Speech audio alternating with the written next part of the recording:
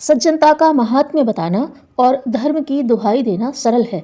उससे वक्ता को धर्मोपदेशक कहलाने का अवसर मिलता है और श्रोता भक्तजन समझे जाते हैं। यह सब सरल है। वाचाल और मूढ़मती इन दोनों कार्यों को सरलतापूर्वक करते और सस्ती वाहवाही लूटते रहते हैं। कठिन कार्य है अनीति का विरोध करना और अवांछनीयता से जूझना। ऐसे जुझारू शूरवीर यदि उत्पन्न न हो तो समझना चाहिए कि अधर्म और अनाचार अपने स्थान पर यथावत बना रहेगा। उसे हटाने और मिटाने का कोई सुयोग न बनेगा। प्रतिरोध के अभाव में अनाचार के हौसले बढ़ते हैं और वह चौगुनी सौगुनी गति से बढ़कर उन लोगों को भी चपेट में ले लेता है जो मुंह न खोलने के कारण अपने को सुरक्षित समझते थे और सोचते थे कि हम किसी को नहीं छेड़ते तो कोई हमें क्यों छेड़ेगा। स्मरण रखे जाने योग्य बात यह है कि अनाचारों का आक्रमण उन्हीं पर होता है जो सज्जनता की आड़ में अपनी कायरता को छिपाए बैठे रहते हैं। वही लिए चिड़ियों और मछलियों को ही जाल में समेटते हैं। जलाशयों में रहने वाले घड़ियालों और जंगलों में घूमते चीतों से उन्हें भी डर लगता है। कीड़े मकोड़ों को लोग पैरों तले कुचलते चलते हैं, पर सांप बिच्छुओं से उन्हें भी बचकर चलना पड़ता है। बर के छत्ते में हाथ कौन डालता है। अनीति करना बुरी बात है, पर उसे सहन करते रहना उससे भी बुरा। जीत की संभावना न हो तो पिसते रहने की अपेक्षा विद्रोह पर उतारू होकर मर मिटना कहीं श्रेष्ठ है। गांधी जी अपने युग के सच्चे अहिंसावादी थे।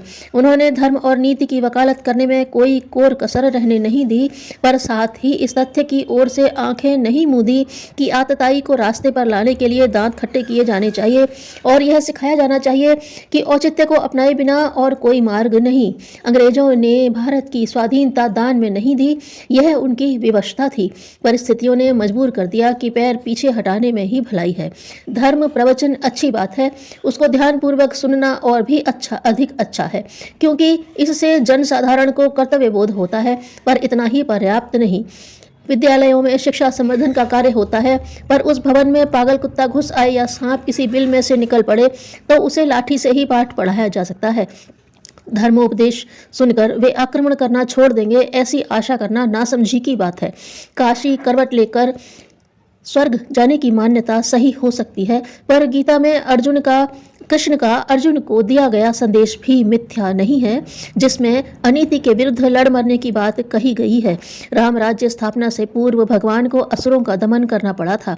धर्म की स्थापना एक इमारत उठाने की तरह है और अधर्म का नाश उससे भी अधिक आवश्यक नींव खोदने की तरह है।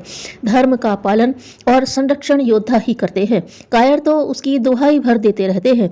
आतंकों का दमन सशस्त्र सैनिकों का काम है, पर सामाजिक अवांछनीयताओं, कुरीतियों, मूढ़ मान्यताओं से जूझना तो उन भावनाशीलों का कार्य है जिनमें शौर्य और पराक्रम के तत्व भी जीवित हैं।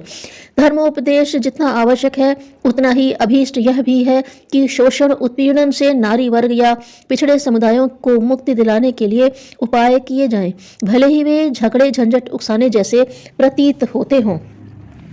आराधना के लिए, लोक साधना के लिए गिरह की पूंजी समय, धन, विचार और श्रम चाहिए।